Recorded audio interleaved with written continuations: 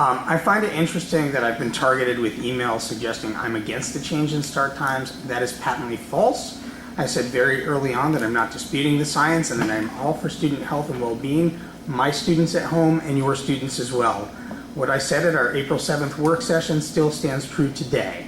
I support making a change to school start times in Greenwich, but only if it is done correctly and takes into account all of the stakeholders, students, parents, educators, and taxpayers.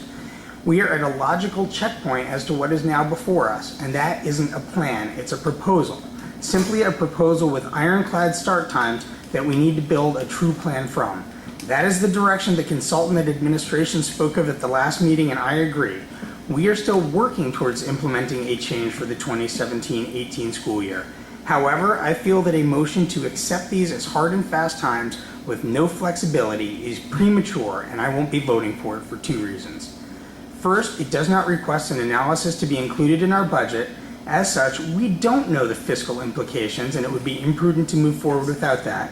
And second, there is no call for a work plan, so we don't know what the non-fiscal costs are, nor what other work will need to be done this year in order to have this ready for the start of next year.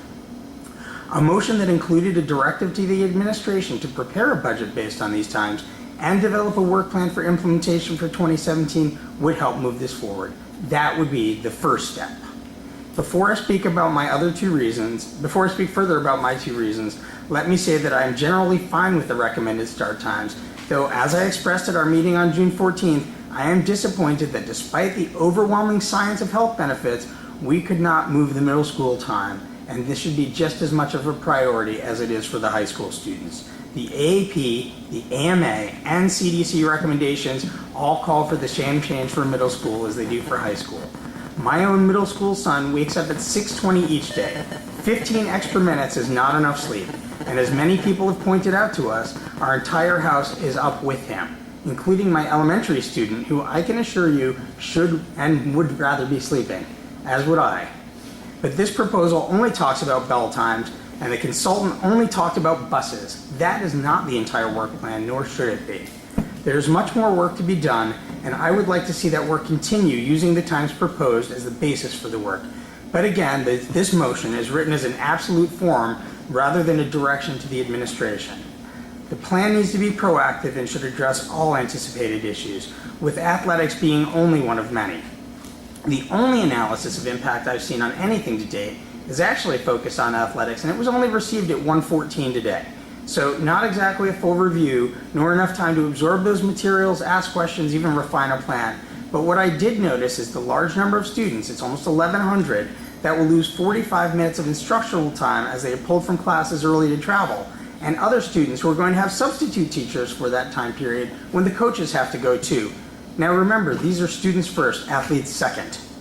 And where's the work on before-after activities and clubs? Are we shifting after-school events to before school, negating the benefit of any change? What about planning for possible loss of teachers? How about the possible impact on families that rely on older children taking care of younger ones at home, or even those who have jobs or internships?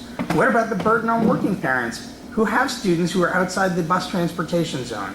And what about the Boys and Girls Club that relies on high school students as staff, or the burden placed on schools that are going to have students come earlier or stay later than the bell times, as many parents are going to need additional childcare options? Above all, no one seems to have looked at the most likely impact on students. Many people have noted that students will be shifted their day later, and that is a very likely outcome. Interestingly, when we heard from the student government leader, most students actually opt for an 8 a.m. start time, but we're not hearing that. As our student leader noted, it's where the work is. Where's the work on student stress? Where are the discussions on workload? Those may be the real culprits here. Now, this proposal calls for making 2 elementary schools start at 9 a.m. and specifically named Coscob and Parkway. And if it's not those 2 schools, it will be others. The parents from those schools, whichever they are, deserve to be heard from. The second aspect of this is that we do not see where any additional costs, not just transportation, fit into our budget.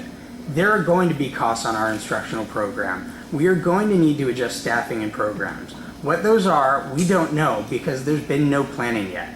There are other costs, some like lights at the field, which could be several $100,000, and some we just don't know. We also need to factor in what's happening in our economic environment. Just to name a few, the RTM attempted to cut our budget in June of last year, how soon we forget, and that will not be the last time. The BET budget guidelines are likely to come in at a percentage increase less than our already existing contractual obligations. We already know we're losing ECS money, and there's likely other state cuts coming. We also don't know what our buses cost. Our bus contract is actually out to bid now. What we've been using for pricing is from 3 years ago. That's not going to be adequate for doing this analysis.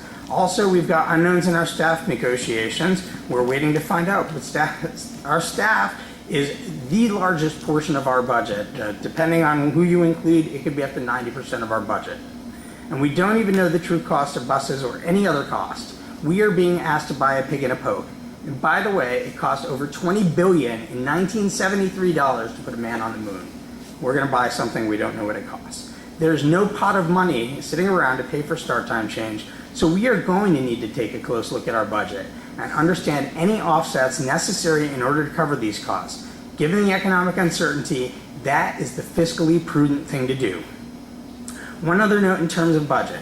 To lock in an absolute time now does not provide an opportunity for the administration and the transportation consultant, as he himself suggested at our work session, to further refine the times to look for additional savings.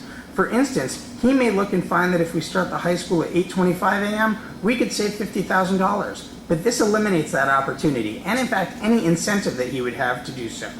So to reiterate what I said in April, I have no issue with the thoughtful change. But to blindly accept start times and pretend that the rest will fall into place with no impact on budget, staffing, programming services, and all other activities that affect students' health, well-being, and academic achievement is naive at best. This is the time to direct the administration to come up with a budget and a work plan. They need to know what the questions are and be prepared to answer them. The time for a final vote is when that work is done, so we can assure a successful implementation. This is not that time.